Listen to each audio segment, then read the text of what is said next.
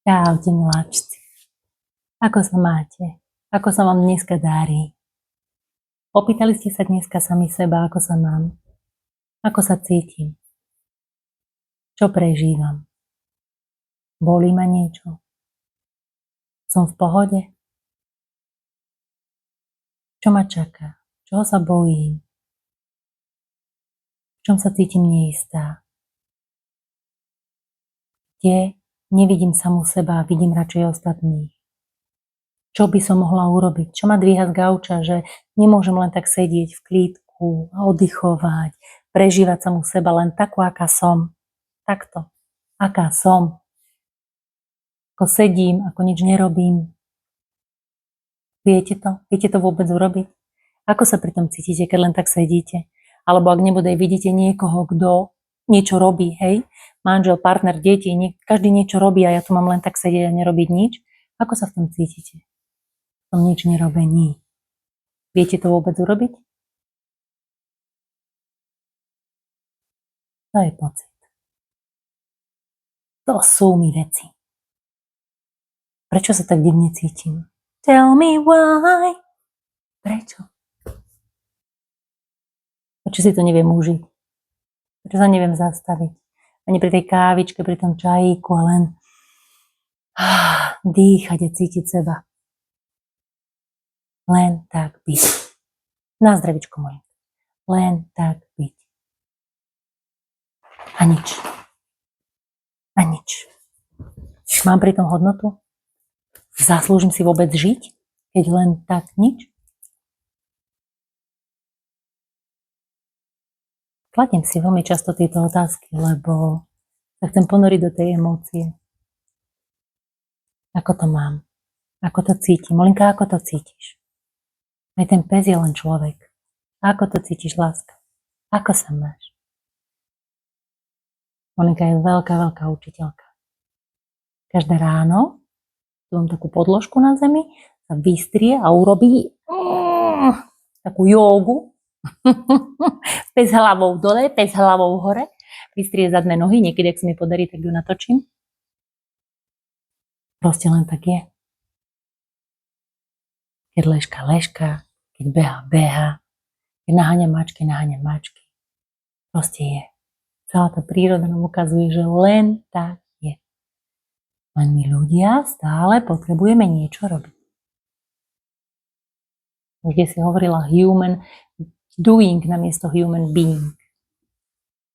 Lebo čo to je len tak byť? To je nič, to je nuda. Čak sme tu prišli niečo tvoriť. Počujete ten zvuk? Keď už krapkám za uškami. Takže ako? Ako to dneska máte? Ako sa cítite? Dneska som kolegynky v práci učila EFT metódu, neviem, či to poznáte, Emotional Freedom Technique, taká veľmi krásna technika, kedy si dávno som sa ju naučila, niekedy mi tak príde, že ju mám medzi ľuďmi priniesť, kedy si ťukáte na energetické centra, na naše meridiány na našom tele, napríklad pri bolesti hlavy, zase sťukam do mikrofónu, pri bolesti hlavy. Poznáte EFTčko? Napíšte mi do komentára, ak poznáte EFTčko, ak ho používate. Vidím, že sa teraz veľmi hojne používa na akúkoľvek emotional freedom, hej, na staknutú, bloknutú nejakú hojnosť, alebo naozaj pri nejakej fyzickej bolesti, pri strachu a podobne, hej, začína sa presne ťukaním na tento bod na ruke, čiže úžasné. Niekedy ju prinesiem, niekedy ju môžem takto ukázať, lebo je to niečo, čo rada zdieľam a je to presne ten moment, kedy sa tak zastavím sama pre seba, kedy sa učím prijímať sama seba, hej, pri tom, ako ju budeme robiť. Za chvíľočku vám ju ukážem, to bude super. Na záver tohto videjka urobím jedno také kolo, ako to robím.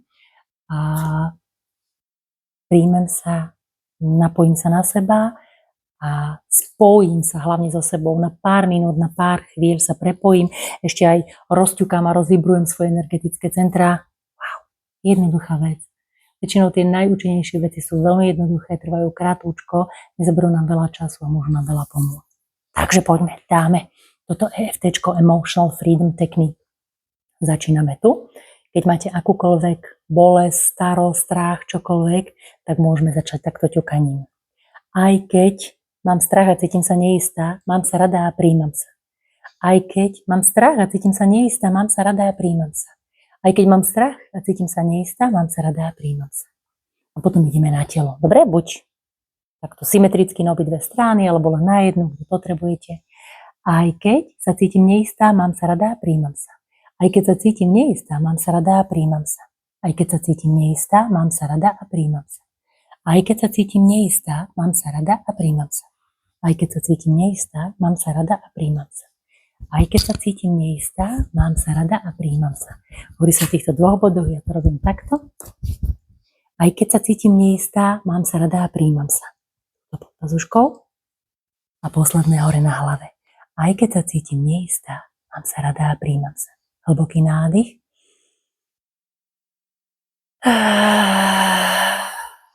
A vypustím. Všetko, čo mi neslúži, všetko, čo ma ťaží, niekomu môžu prísť aj nejaké myšlienky, prečo vlastne napríklad ma bolí hlava, alebo prečo mám takéto strachy, treba to potom len pouvoľňovať a vypustiť. Takto krásne sa so sebou prepojiť, takto krásne sa prijímať, takto krásne sa vlastne liečiť. Lebo naše telo je zázračné a vie sa liečiť samé. Tak mu môžeme dopomôcť napríklad aj takouto jednoduchou a láskavou technikou. Vyskúšajte, nech sa vám dobre darí, majte sa krásne.